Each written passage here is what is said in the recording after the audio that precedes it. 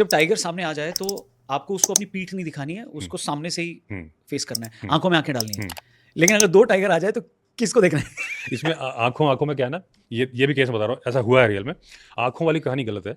इसमें क्या होता है कि लोग बोलते हैं टाइगर आए तो आंखों में आंखें डालो।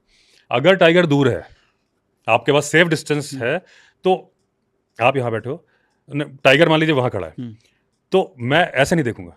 ये 10 फीट होगा तकरीबन। हाँ नहीं, मतलब एंगल बता रहा हूँ। जैसे मान लीजिए यहाँ आप टाइगर हो, हाँ। तो मैं दूर, आप दूर हो ना, तो मैं ऐसे देखूंगा कि मुझे आप नजर आ रहे हो, लेकिन मैं आपको मैसेज दे रहा हूँ कि भाई मैंने तुम्हें नहीं देखा, कि तुम निकल जाओ, मैं तुम्हारे लिए थ्रेट नहीं हूँ। ये आप टाइगर को मैसेज दे रहे हैं? टाइगर को मैसेज दे रहे हैं, क्योंकि अगर तो आपने इस केस में आदमी बच सकता है? हाँ, मतलब उसे बता रहा हूँ। हाँ। बाद में भाई सर्कमस्टेंस चेंज होंगे।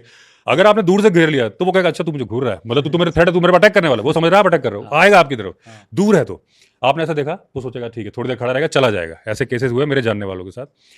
अब वो फिर भी नहीं मान रहा, अब आपकी तरफ आ रहा है, अब कोई चारा नहीं, तब आपको आंखों में आंखें डालना है कि भाई अब तो आ गया ना 1 to 1। तो आंखों में आंखें डालना स्टेप 2 है। हाँ, स्टेप 2।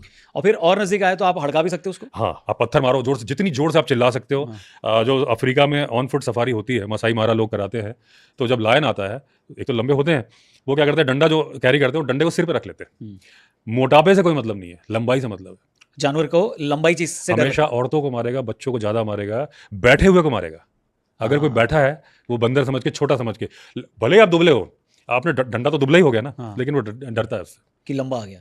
तो जिराफ को नहीं मारता टाइगर? जिराफ को मारता है, लेकिन टाइगर नहीं, वहां तो लायन होते हैं। हाँ। लेकिन एक नहीं मारता ना, देखिए उसमें घेर के मारता है। हाँ, वो जो भीड़ हो गई तो अलग ही बात है। वो इधर से लपके हुए एक, और हमेशा उसकी एक दुलत्ती नहीं है आगे। हाँ, तो दुलत्ती मतलब आगे वाली लाती, पड़ने से लायन के वहीं पे उसकी लंग्स वंग सब बाहर आ जाते हैं। अच्छा। हाँ, तो वो पीछे से चढ़ता है, दूसरा ध्यान भटकाएगा और एक पीछे से चढ़ जाएगा।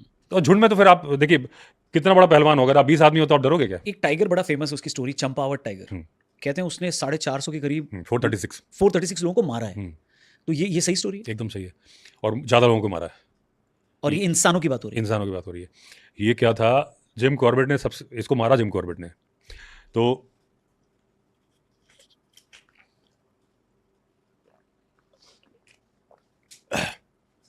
जिम कॉर्बेट, खतरनाक स्टोरी, आपको पानी पीनी पड़ी। हाँ पानी उसका आपने नाम ले लिया, पानी पीने मजबूर हो गए।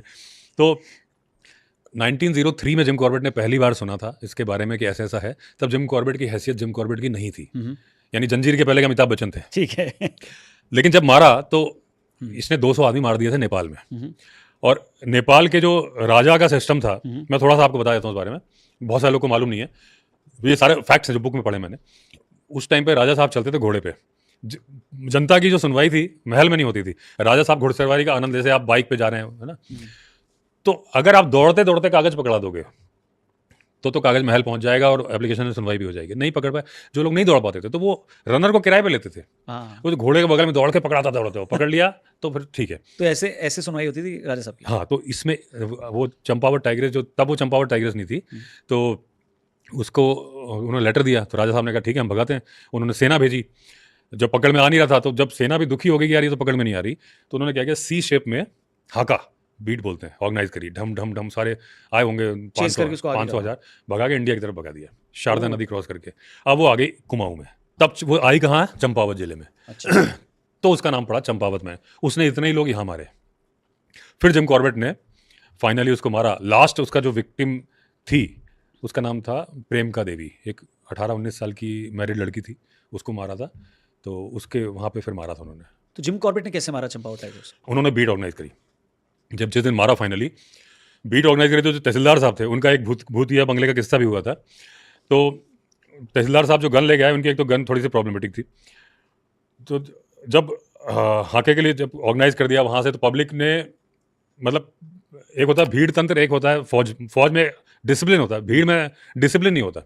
करके गलत समय पे हो गया, तो इन्होंने फाइनली जब शॉट मारा, वो आके मेरी अच्छा, ये बंदूक की गोली 3 या 4 कैरी करते थे, इनका अंधविश्वास था कॉर्बेट का, वो खत्म हो गई। तो इन्होंने जल्दी से तहसीलदार की गन ली, वो थोड़ी फॉल्टी थी, लेकिन फिर फाइनल शॉट जब मारा तो वो जब कूद के गिरी, उनके पास में गिरी। एक गॉर्ज थी वहाँ पे, पानी का जगह थी, मैं गया तो नहीं उस जगह पे, लेकिन कई लोग गए, उन्होंने बताया, तो वो है वैसी जगह। तो फाइनली पब्लिक भीड़ ऊपर खड़ी है, नीचे उन्होंने मारा। फिर वो सारे लोग दौड़ के आए, बोले इसको चीर देंगे, फाड़ देंगे, जला देंगे। बड़ी मुश्किल से, क्योंकि जिसके परिवार के सदस्य को मार दिया होगा वो तो गुस्से में होता है। अच्छा, जिम कॉर्बेट साहब का क्या है कि अच्छा काम करते थे, लेकिन कहीं ना कहीं उनको एक खाल का इंटरेस्ट था। अच्छा। जितनी खाल थी वो कैरी करके ले जाते थे, हम्म। तो उनका था ये खाल ना खराब हो जाए। तो बड़ी मुश्किल से उन्होंने फिर संभाला कि भाई ये मत मारो उसको। जिम कॉर्बेट जो थे उनकी क्या स्टोरी है, अगर आप संक्षेप में व्यूअर्स को बता सकें तो? देखिए ऐसा था कि जिम कॉर्बेट अंग्रेज थे, हाँ। गरीब घर से थे।